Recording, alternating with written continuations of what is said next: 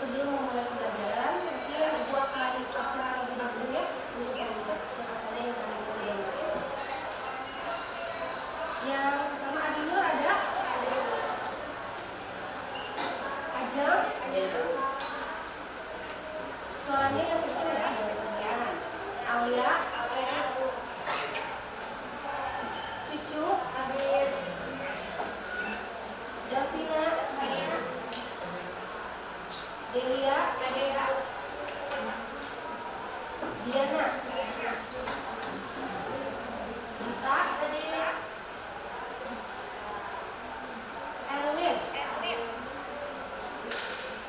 Eka? Irbo? Oke, gimana udah siap belajar? Bagus ya. Oke, karena masih pagi ya, jadi kalian masih semangat. Jadi Ibu harap sampai jam-jam berikutnya juga tetap semangat. Oke, mungkin ini adalah pertemuan pertama kita ya di kelas 12. Di mana di kelas 12 ini Ibu mengajar akuntansi keuangan. Dan untuk materi yang akan kita pelajari hari ini itu adalah materi kas kecil. Mungkin mendengar kata kas kecil sudah tidak asing lagi ya di telinga kalian.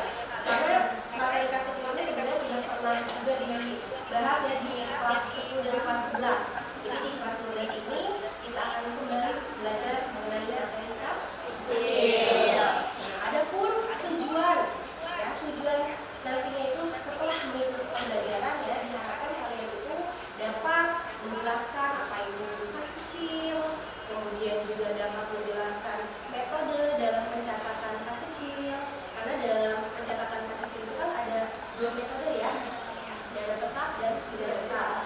Kemudian juga setelah kalian bisa menjelaskan metodenya, nanti kalian dapat melakukan pencatatan membuat jumlah kas kecil dengan menggunakan metode dana tetap dan tidak tetap. Oke, untuk terlebih dahulu mungkin di sini Ibu sudah menyiapkan video ya, video mengenai materi kas kecil yang akan kita bahas hari ini. Jadi Ibu harap kalian simak videonya baik-baik, jangan mengobrol ya, tolong simak, tolong perhatikan, karena nanti setelah videonya selesai, setelah kalian menonton videonya, Ibu akan bertanya kepada kalian tentang pemahaman kalian setelah menonton video tersebut. Di video kali ini kita akan membahas akuntansi kas, di mana di dalam materi akuntansi kas ini ada yang namanya kas kecil loh, atau dalam bahasa Inggrisnya sering kita dengar dengan nama petty cash. Jadi sebenarnya kas kecil itu apa sih? Terus gunanya buat apa? Dan seandainya nih kalau kita tidak bikin dan tidak buat kas kecil, boleh nggak? Nah, mulai bingung kan? Nggak usah bingung kawan-kawan. Insya Allah kita akan bahas tuntas di video kali ini. Sebelum kita belajar lebih lanjut, kita harus tahu dulu apa itu kas.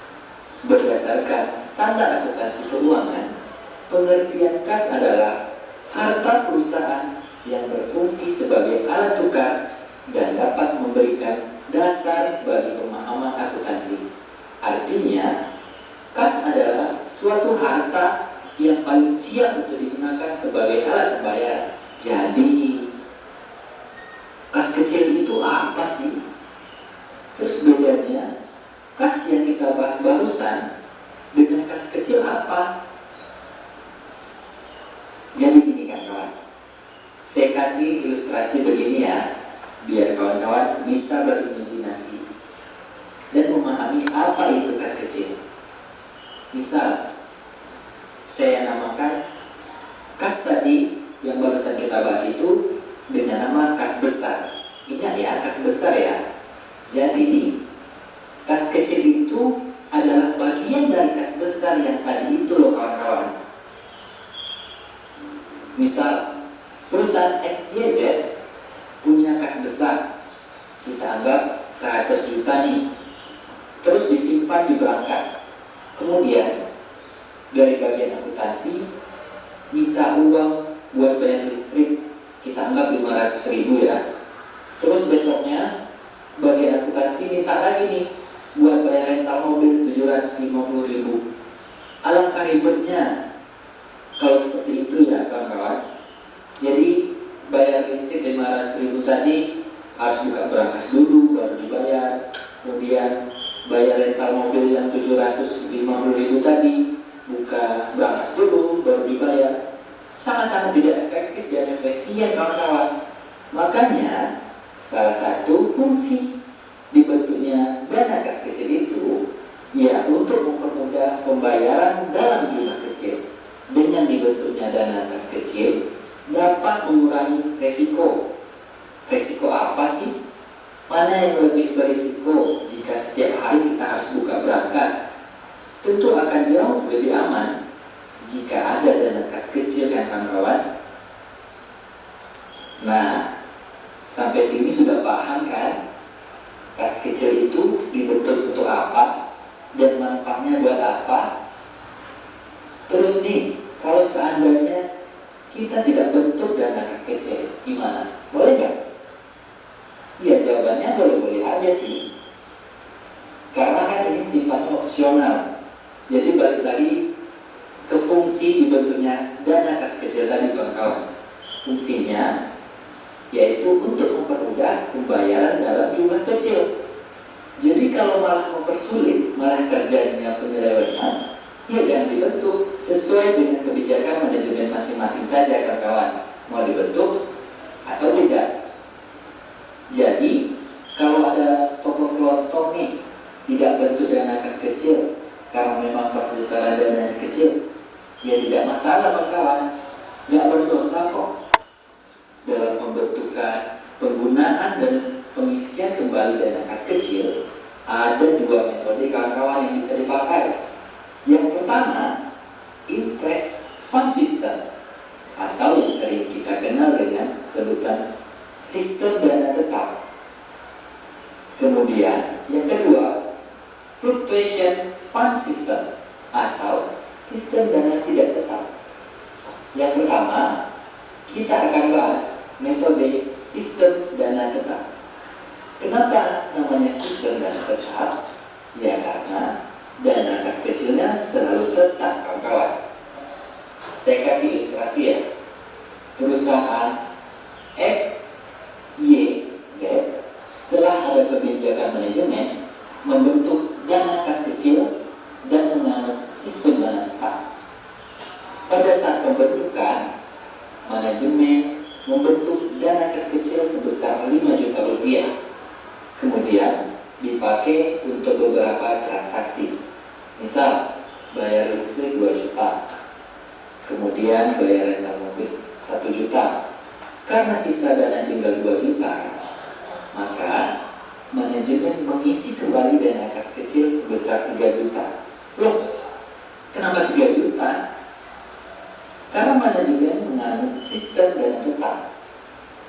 Seberapa besar pengeluaran yang dikeluarkan melalui kas kecil, maka sebesar itu pula dana kas kecil akan diisi kembali. Dalam artian, dana kas kecil jumlahnya selalu konstan atau tetap. Jadi kalau dibentuk 5 juta, saldo akhirnya nanti juga 5 juta. Kemudian, kalau perusahaan menganut sistem dana tidak tetap atau fluctuation fund system, dana yang ada di kas kecil bisa saja berubah-ubah. Misalkan di kasus perusahaan XYZ tadi, mereka membentuk dana kas kecil sebesar 5 juta rupiah, terus dipakai bayar listrik 2 juta, bayar sewa travel 1 juta, sisanya tinggal 2 juta. Sisa dana kas kecil. Terus saat pengisian kembali dana kas kecil, manajemen bilang gini, karena kelihatannya bulan depan akan banyak pengeluaran, maka kas kecil diisi kembali senilai 4 juta rupiah. Nah, kan sisa dana kas kecil sebelumnya ada 2 juta nih, terus diisi kembali sebesar 4 juta rupiah. Jadi total dana kas kecil menjadi 6 juta rupiah. Sampai di sini sudah paham kawan-kawan? Kalau pakai sistem dana tidak tetap, bisa saja dana kas kecil kita akan berubah, bisa bertambah ataupun berkurang saat pengisian kembali, tergantung kebijakan manajemen mau seperti apa. Oke, untuk pertama kita akan tampilkan jurnal apa saja yang nanti kita gunakan. Dari tabel yang kita tampilkan, jika kita menggunakan sistem dana tetap, pada saat pembentukan jurnalnya kas kecil di debit dan kas di kredit. Kemudian pada saat penggunaan dana kas kecil itu no entry atau tidak ada jurnal yang kita catat. Saat isi kembali dana kas kecil, beban yang dikeluarkan di posisi debit, kemudian kas di posisi kredit. Jika kita menggunakan sistem dana tidak tetap, pada saat pembentukan jurnalnya kas kecil di debit, kemudian kas di kredit. Sama dengan sistem tetap, saat penggunaan dana kas kecil, beban yang dikeluarkan di debit, kemudian kas kecil di kredit. Saat isi kembali, kas kecil di debit dan di kredit adalah kas. Untuk contoh soal, yang pertama kita akan coba menggunakan Impress Fund System atau sistem dana tetap. Diketahui PTX ada beberapa data transaksi di bulan Mei. 1 Mei dibentuk dana kas kecil sebesar 5 juta rupiah. Kemudian 5 Mei kas kecil digunakan untuk pembayaran biaya akun sebesar 700.000. Tanggal 10 Mei dipakai lagi untuk bayar listrik 1.300.000. Tanggal 15 Mei dipakai kembali untuk biaya rapat sebesar 1.500.000. Kemudian pada tanggal 30 Mei manajemen melakukan pengisian kembali dana kas kecil sebesar 3.500.000. Kenapa diisi kembali 3.500.000? Kembali lagi ke konsep sistem dana tetap ya kawan-kawan. Jika metode ini kita pakai, maka saldo kas kecil selalu sama sesuai dengan kebijakan manajemen. Makanya ketika kita melakukan pengisian kembali dana kas kecil, besarnya pasti sama dengan jumlah total pengeluaran yang sudah kita lakukan. Kemudian bagaimana cara kita mencatat jurnalnya? Sistem Impress ini hanya mencatat 2 kegiatan saja. Yang pertama pada saat pembentukan dana kas kecil.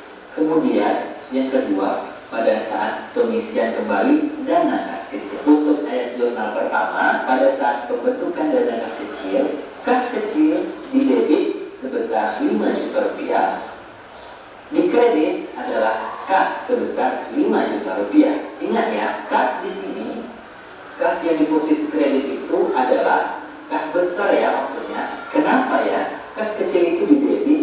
Ya karena setiap penambahan kas normalnya akan selalu di posisi debit.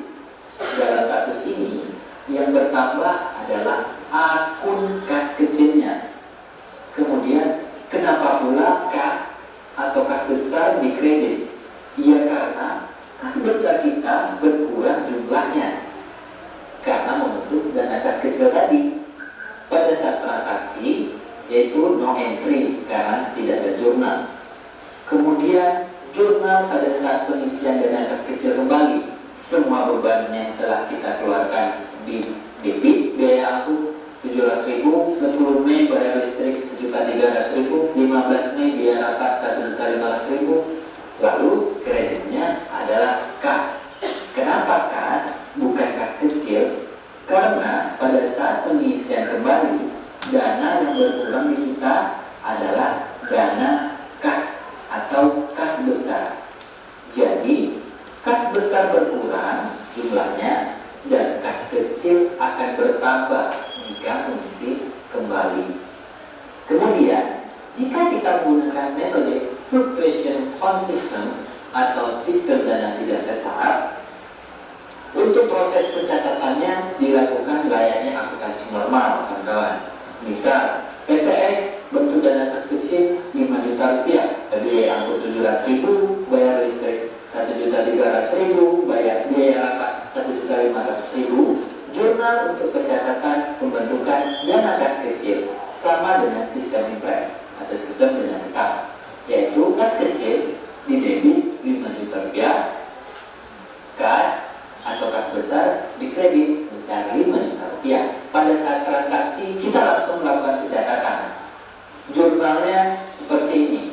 5 menit biaya angkut di debit sebesar 700.000, kemudian kas kecil di kredit sebesar 700.000, biaya listrik di debit 1.300.000, kas kecil di kredit sebesar 1.300.000, biaya rapat di debit 1.500.000, kemudian kas kecil di kredit 1.500.000. Kalau metode fluctuation, jurnal dicatat pada saat terjadi transaksi dengan mengkreditkan dana kas kecil, dan pada saat pengisian kembali air jurnalnya sama seperti saat pembentukannya. Dalam kasus ini kita mencontohkan manajemen beranggapan bulan depan akan banyak pengeluaran sehingga menambah jumlah dana kas kecil sebesar 1 juta lagi. Jadinya pada saat pengisian kembali, jumlah dana yang sudah dipakai akan dijumlahkan dengan penambahan dari manajemen. Yang sudah dipakai itu ada 3.500.000, kemudian ditambah 1 juta lagi karena manajemen menambah dana kas kecil. Jadi jurnalnya seperti ini.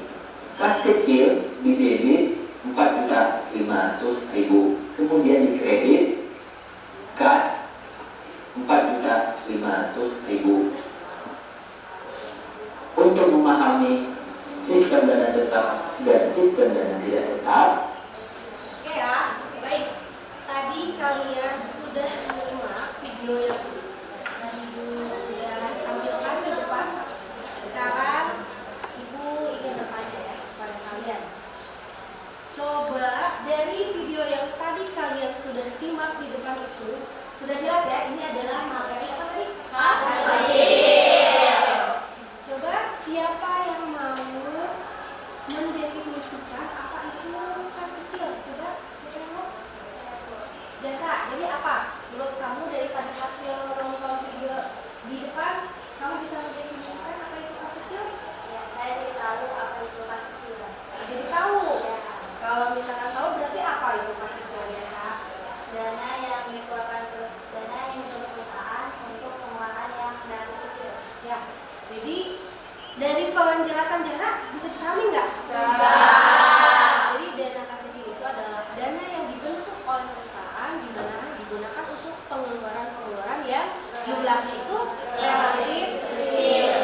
Terus juga tadi dibahas ya, ada kas besar juga, ada kas besar, ada kas kecil. Berarti apa sih bedanya kas besar dan kas kecil itu? Ada yang bisa? Coba Dita, apa Dit? Kalau kas besar itu atau perusahaan yang kecil itu untuk Coba Dita suaranya kedengerannya sama yang lain.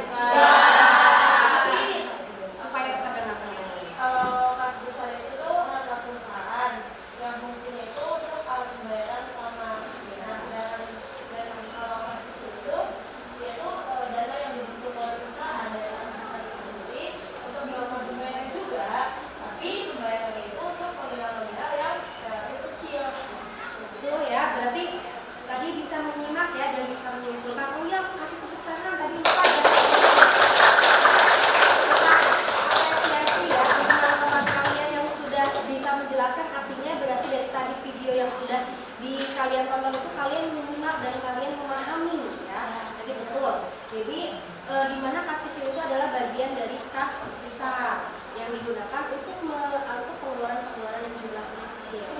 Kemudian tadi setelah pengertian juga dibahas tentang tujuannya Ya, atau fungsi. Kenapa sih perusahaan itu harus membentuk kas kecil? Ada yang bisa? Ada yang tahu? Coba. untuk mempermudah pembayaran yang jumlahnya relatif kecil, juga lebih praktis kalau butuh dana secara mendadak.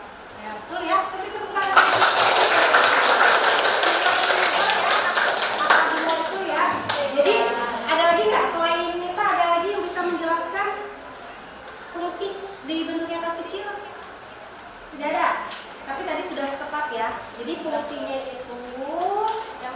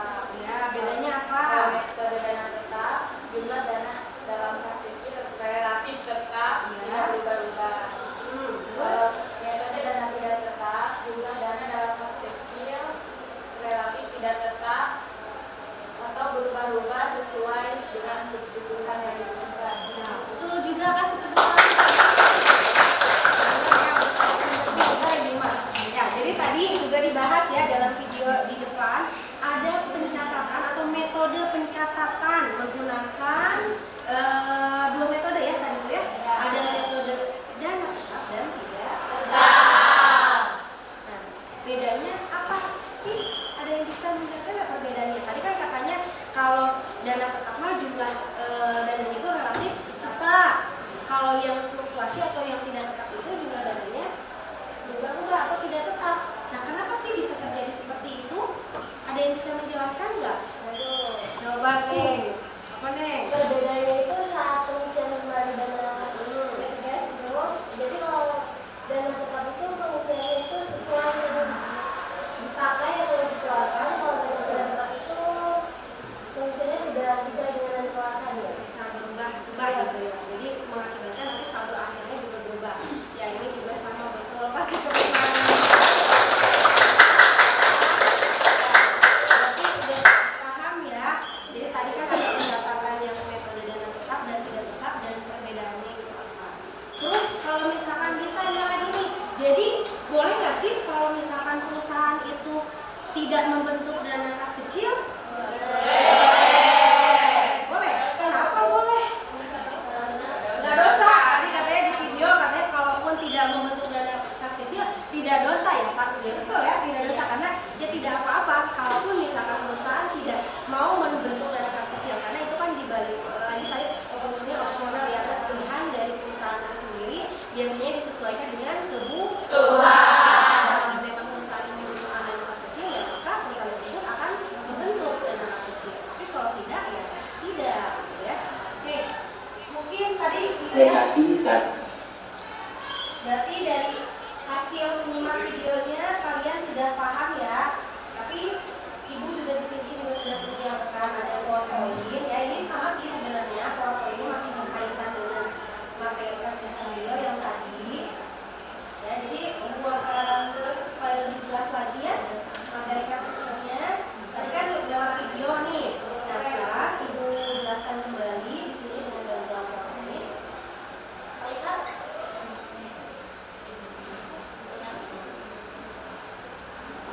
Nah ya, ini jadi sebenarnya ini materi materi yang sudah tadi kita bahas itu adalah materi tentang pengelolaan dana kas kecil. Tadi yang pertama kita sudah bahas tentang pengertian. Oke, dari yang pertama tadi pengertian ya, yang tadi sudah dijelaskan oleh Jahra. Sudah paham ya? Jadi tidak usah dijelaskan lagi, tapi kalian bisa lihat di sini. Jadi pengertian dari kas kecil itu adalah dana yang dibentuk oleh perusahaan, di mana digunakan untuk pengeluaran yang jumlahnya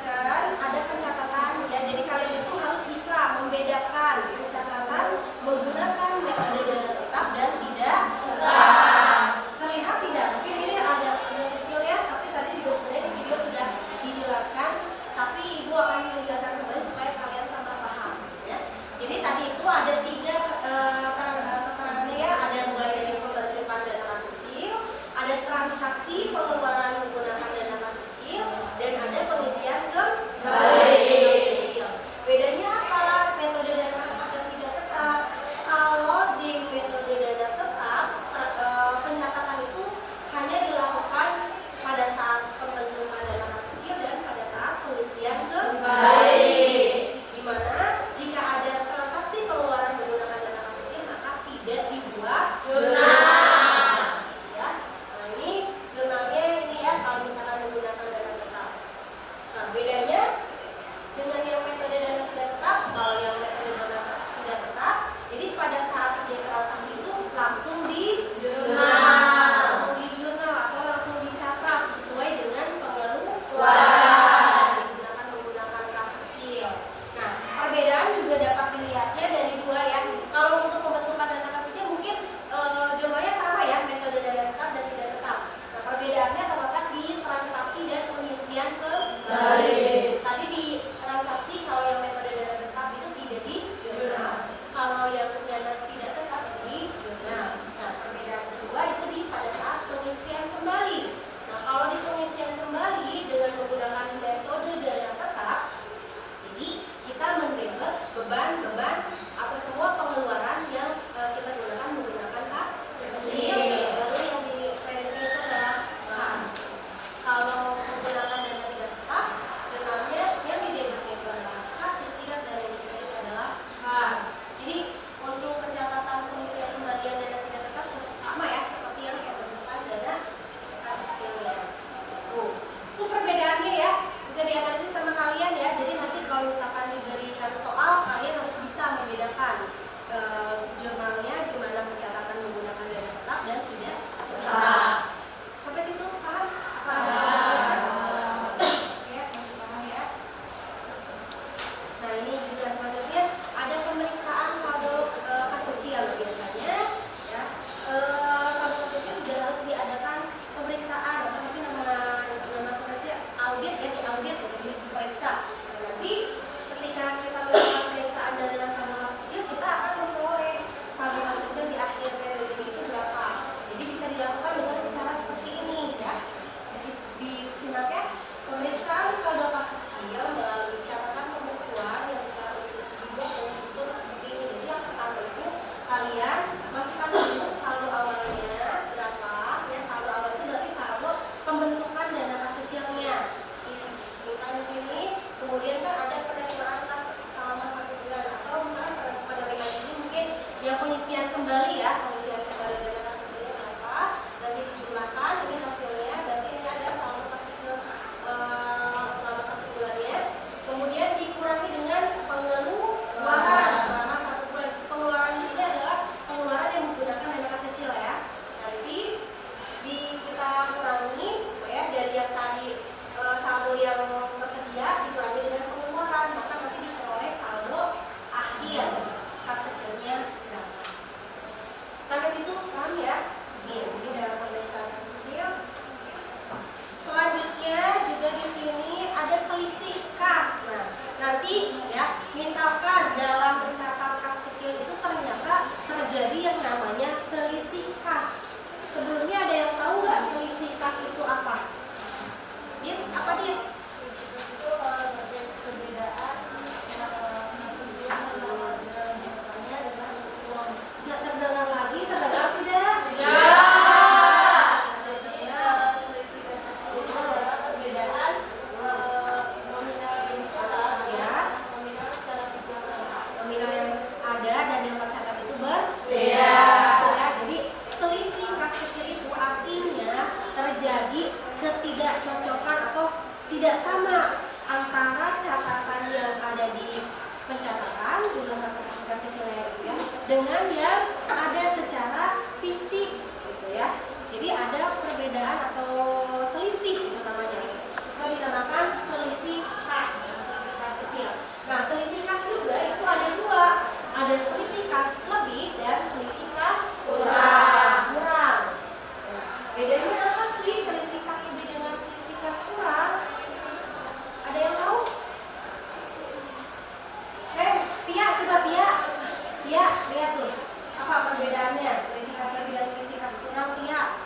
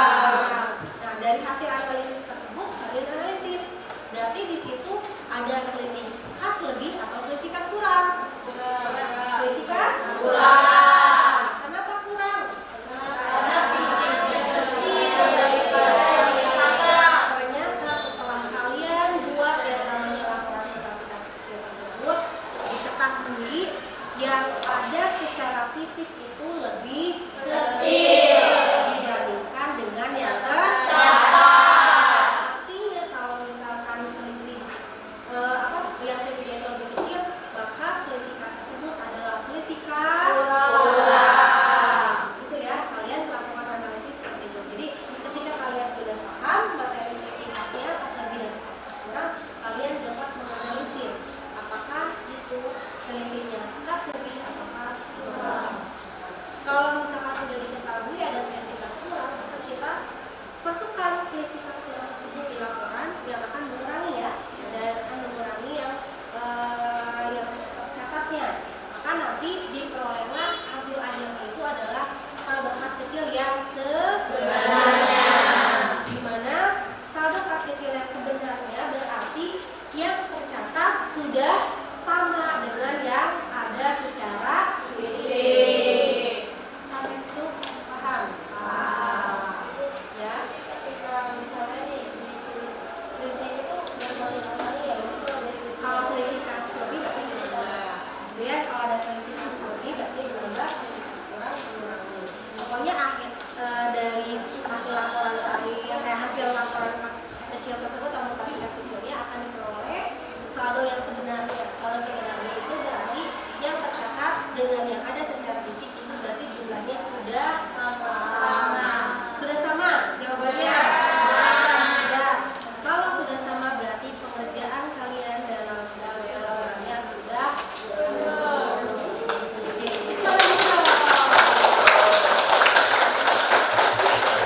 mungkin karena waktunya juga ini ya sudah mau selesai.